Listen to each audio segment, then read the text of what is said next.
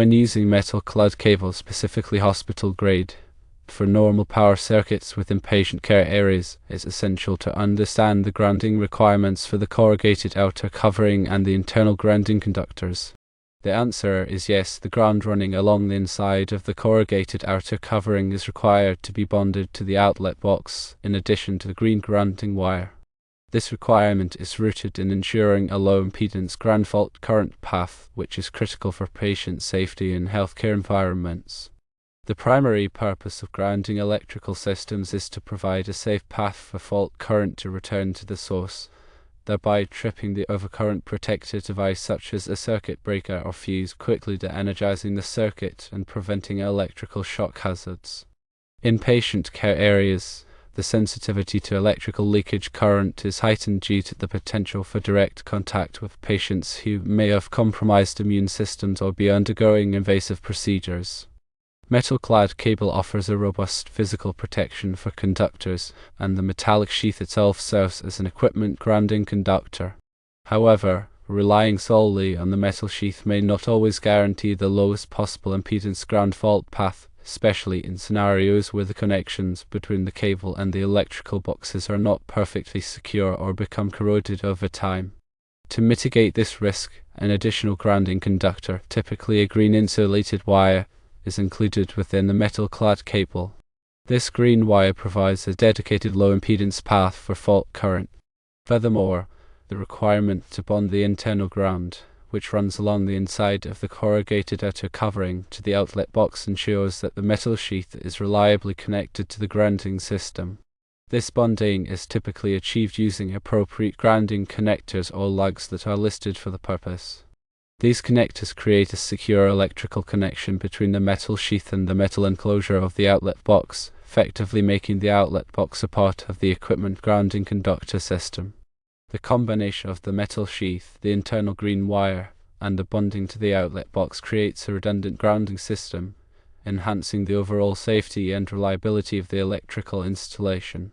The National Electrical Code, or NEC, provides specific guidelines for grounding and bonding electrical systems, including those in healthcare facilities.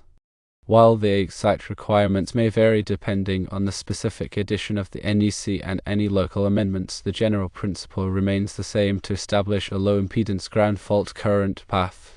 Section 517 of the NEC, which pertains to healthcare facilities, contains specific requirements for grounding in patient care areas. These requirements are designed to minimize the risk of electrical shock hazards to patients and staff. It is crucial for electrical contractors and engineers working in healthcare facilities to be thoroughly familiar with these requirements and to adhere to them strictly. In addition to the NEC requirements, many healthcare facilities have their own internal policies and procedures for electrical safety. These policies may be more stringent than the NEC requirements and may address specific concerns related to the facility's unique environment. When installing metal-clad cable in patient care areas, it is important to follow a systematic approach to ensure proper grounding and bonding. Firstly, select metal-clad cable that is specifically listed for use in healthcare facilities. This cable will typically have a green insulated grounding conductor and may also have additional features such as a low-impedance metal sheath.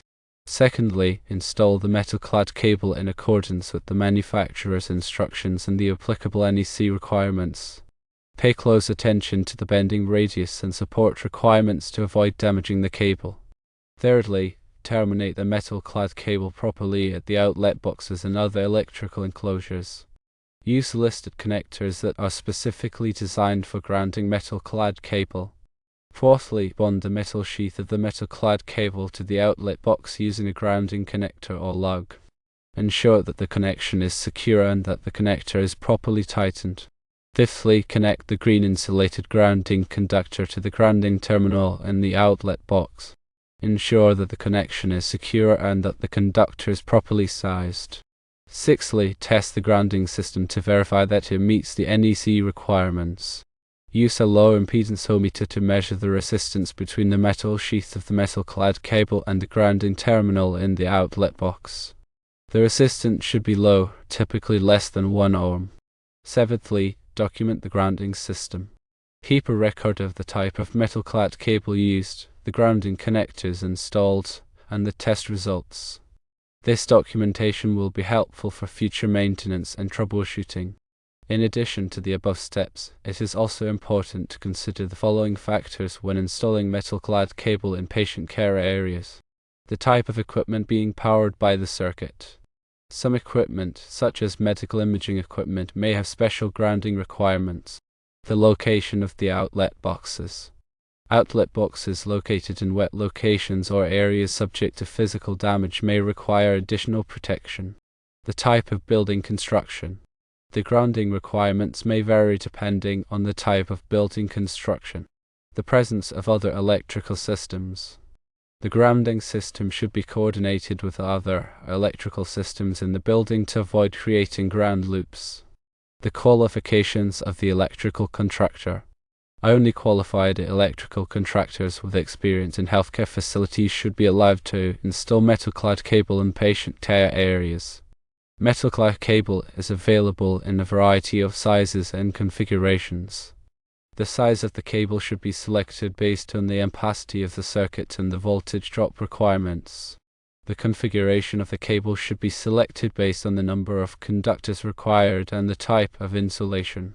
The ampacity of a conductor is the maximum current that it can carry continuously without exceeding its temperature rating. The ampacity of a conductor is determined by its size, insulation type, and installation conditions. The voltage drop in a circuit is the decrease in voltage from the source to the load. The voltage drop should be kept to a minimum to ensure that the equipment operates properly. The NEC provides guidelines for calculating voltage drop. The insulation type of a conductor is the material that surrounds the conductor and prevents it from short-circuiting to other conductors or to ground. The insulation type is selected based on the voltage rating of the circuit and the environmental conditions. The installation conditions of a conductor are the conditions under which the conductor is installed, such as the ambient temperature and the presence of moisture. The installation conditions affect the ampacity of the conductor. Metal-clad cable is typically installed in conduit or cable trays.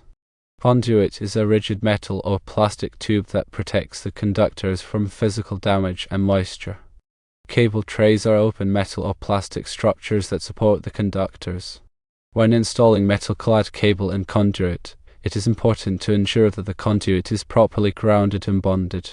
When installing metal-clad cable in cable trays, it is important to ensure that the cable trays are properly supported and that the cables are properly secured to the trays. Metal-clad cable should be inspected regularly to ensure that it is in good condition and that the grounding system is intact. The inspection should include a visual examination of the cable for damage, a check of the grounding connections, and a test of the grounding system. Any damage to the cable or the grounding system should be repaired immediately. In addition to the grounding requirements, there are also other electrical safety requirements that must be met when installing electrical systems in patient care areas. These requirements include the use of ground fault circuit interrupters, or GFCIs, in certain locations, the use of isolated power systems in critical care areas, and the use of surge protection devices, or SPDs, to protect sensitive electronic equipment. Ground fault circuit interrupters are devices that detect ground faults and interrupt the circuit, preventing electrical shock hazard. Ground fault circuit interrupters are required in certain locations such as bathrooms, kitchens, and outdoor areas. Isolated power systems are electrical systems that are designed to minimize the risk of electrical shock hazards in critical care areas. Isolated power systems use a special transformer that isolates the electrical system from ground. Surge protection devices are devices that protect sensitive electronic equipment from voltage surges. Surge protection devices are recommended for use in all electrical systems, but are especially important in healthcare facilities where sensitive medical equipment is used. Electrical safety is of paramount importance in patient care areas. By following the NEC requirements and the facility's internal policies and procedures, electrical contractors and engineers can help to ensure the safety of patients and staff. When working on electrical systems in patient care areas, it is important to always wear appropriate personal protective equipment, or PPE, such as gloves, safety glasses, and hearing protection. It is also important to follow lockout-tagout procedures to ensure that the electrical system is de-energized before any work is performed. Lockout-tagout procedures are procedures that are used to prevent accidental energization of electrical equipment during maintenance or repair. These procedures typically involve disconnecting the power source, locking out the circuit breaker or disconnect switch, and tagging the equipment to indicate that it is out of service. By following these safety precautions, electrical contractors and engineers can help to prevent electrical shock hazards and other injuries. The information provided is for general guidance only and should not be considered a substitute for professional advice. Always consult with a qualified electrical contractor or engineer before performing any electrical work. Remember to always consult the latest edition of the National Electrical Code, or NEC, and any applicable local codes and regulations for specific requirements in your area. Codes and regulations are subject to change, and it is the responsibility of the installer to ensure that the electrical installation complies with all applicable requirements. Furthermore, it is crucial to understand the specific definitions and terminology used in the NEC, such as patient care area, grounding, and bonding, to ensure proper interpretation and application of the code requirements. Patient care areas are defined as areas within a healthcare facility where patients are examined or treated. These areas are typically subject to more stringent electrical safety requirements than other areas of the facility.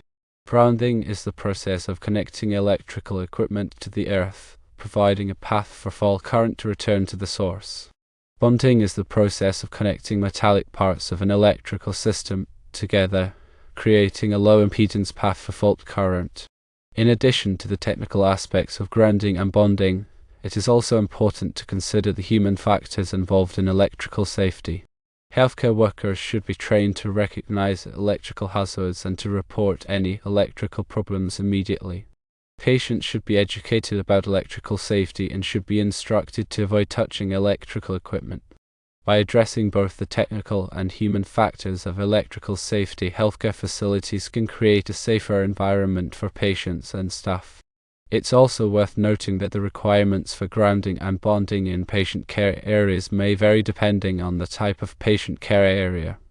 For example, critical care areas, such as operating rooms and intensive care units, may have more stringent requirements than general patient care areas.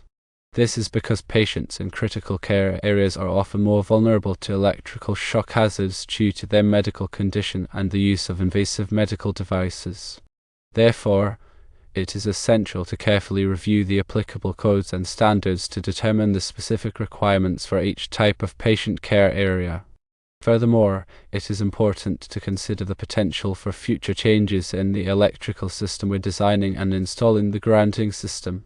For example, if the facility plans to add new equipment or modify existing equipment, the grounding system may need to be upgraded to accommodate the increased load. It is also important to consider the potential for changes in the codes and standards over time. The NEC is updated every 3 years, and these updates may include changes to the grounding requirements. Therefore, it is essential to stay informed about the latest codes and standards and to ensure that the electrical system is compliant with all applicable requirements. In addition to the NEC, there are other organizations that develop standards for electrical safety, such as the Institute of Electrical and Electronics Engineers, or IEE, and the National Fire Protection Association, or NFPA. These standards may provide additional guidance on grounding and bonding practices. It is also important to consult with the equipment manufacturers to determine any specific grounding requirements for their equipment. Some equipment may require dedicated grounding conductors or other special grounding arrangements. By considering all of these factors, electrical contractors and engineers can design and install a grounding system that is safe, reliable, and compliant with all applicable requirements.